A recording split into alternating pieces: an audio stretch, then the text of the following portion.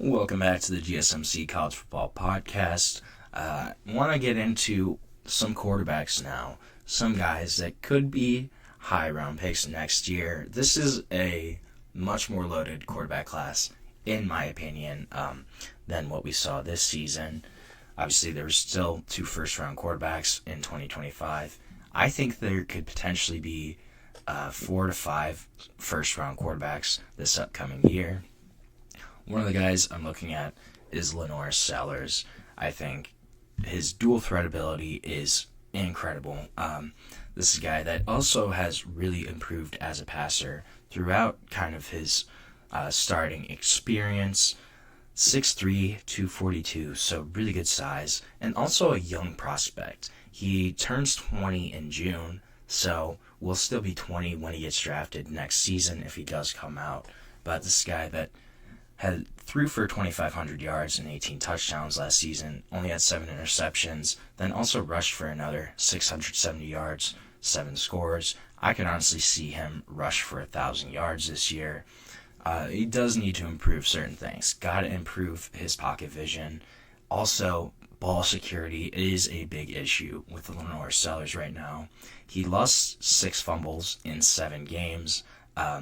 But this is a guy that has the physical tools that NFL teams covet, scouts drool over, and also has improved as a passer. That's kind of what makes him exciting as a prospect, is a guy that he has a really high ceiling.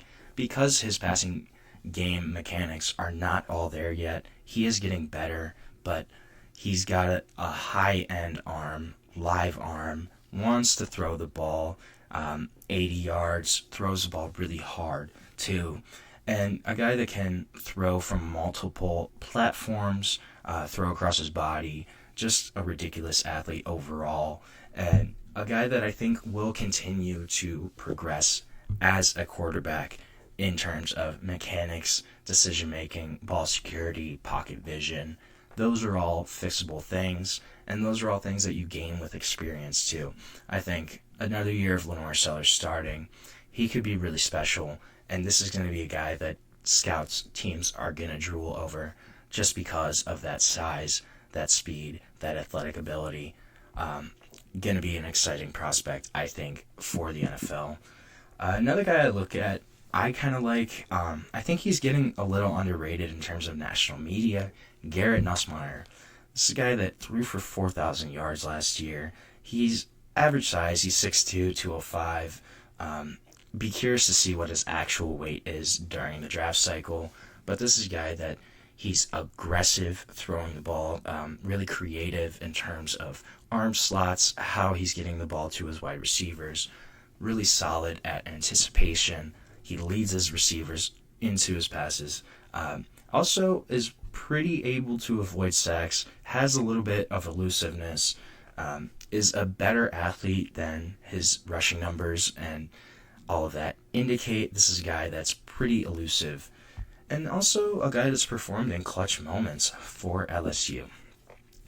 The one thing he's going to have to rein in, he's kind of got that, let's just go for it mentality sometimes, where may force some balls into spots that they shouldn't be, can cause interceptions, just a lot of, hey, careless football, like, let's just rein it in a little bit. Yeah, we know you want to go for it, but all the time you don't have to go for that home run shot, that big play. So I think if you can do that and just kind of cut down on some of those plays, this is going to be a guy that's going to look a lot better to scouts. His QBR was 11th in the country in 2024. Arm is a lot more flexible than powerful.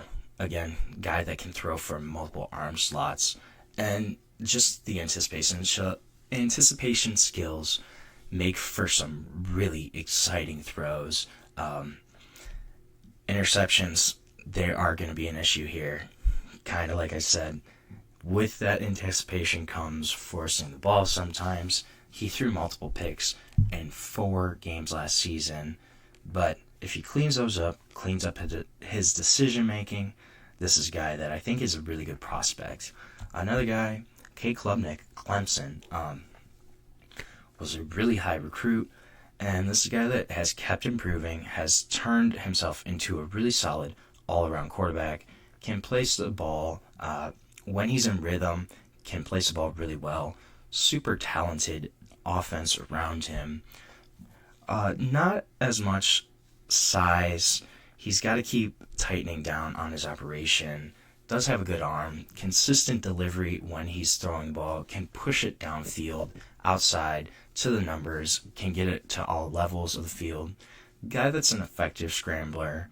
He's not going to wow anyone with his athleticism, but smart when he chooses to run, and tough runner. He can grind out yards on the ground, and also a guy that made some really big strides in his second year as the starter. 3,600 passing yards, 36 pass touchdowns, only 6 interceptions. A really solid season, and if he keeps progressing, can be even better this upcoming year. He's got a really strong platform when he goes through his reads. He's super consistent, doesn't really matter what the defense is doing, the structure-wise, and also does have the mobility to escape pressure. Not a ton of arm strength, that's going to be the one thing. But a guy that could, similar to Bo Nix, I think, in terms of how he's consistent, not a huge arm, solid athlete though, can scramble when he needs to. I think those are pretty similar comps. But I think Cade Klubnik, if he does have another strong year, this is another guy that can be a first rounder. A guy that I really like is, and scouts are kind of torn on him, is Drew Allar. So Drew Allar, I think he took a big step forward last year, bumped his completion percentage up from 60 in 2023 to around 66.5% in 2024. Also threw for 3,300 yards, 24 touchdowns, 8 interceptions. This is a guy that's prototypical size. In terms of size, is similar to Josh Allen, 6'5", 235, 240, really big frame, sturdy frame, and just has a lot of raw physical tools, has a really strong arm, but he's going to have to work on his accuracy, his ball placement, and getting through progressions. Though the fact that his completion percentage jumped up from 23 to 24 really bodes well for some future improvement. And I think this year we're really going to see kind of what he can do. He still has Nick Singleton and Katron Allen back, but loses Tyler Warren. You do have some pieces there in Luke Reynolds and Khalil Dinkins in the tight end room, and then that wide receiver room is going to be really interesting.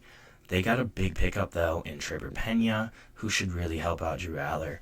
But this year is going to be on Drew Allar and what he can do. Can he continue to progress? And I think if he has a similar season in to this past year, or an even better season, this is a guy that scouts are going to love because of that size, because of those raw tools, and also the fact that he was a multi-year starter in the Big Ten. I think that's going to be some really big points with Drew Allar. There's a couple other guys I think that could jump up boards. All transfers, actually, I think John Mateer, new quarterback at Oklahoma, Nico Yamaleva, I think, going to UCLA, Fernando Mendoza at Indiana now.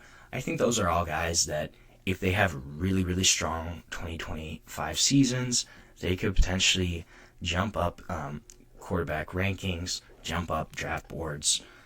I really like John Mateer from Oklahoma, former Washington State quarterback. I think Nico, actually, if he has a solid year at UCLA, if he leads them to a couple more wins than they had last year, playing in a more pro-style offense, that could be really conducive to his draft stock. Helpful there is playing in that more pro-style offense compared to that veer offense that Tennessee runs. That could help him out. Also, guy that's 6'6", really physical, good physical traits. But this is going to be interesting to see how that kind of shakes out. I think the fact, though, is this is a much more talented quarterback group. And then you have the one name that I didn't even mention that could come out as well is Arch Manning. You have Arch Manning there, could potentially come out early. Sounds like he might want to stay for 2 years at Texas, but you never know, especially if he has a really great season. Maybe if Texas wins the national championship, you never know. Arch could come out as well. So that's another guy there that could potentially be a first-round pick. This is a really great class, though, overall. Much stronger and more depth compared to this last year's draft class in 25. I'm excited to see what these guys can do, who's actually going to step up, and who might fade throughout the season. We're going to find out, though. And right now, we're going to take our last break of the show. When we come back, I want to go over what a potential Super League could maybe look like for college football as we enter into an uncertain territory, especially heading towards that 2031 deadline. What could that look like? We're going to talk about it when we come back on the GSMC College Football Podcast.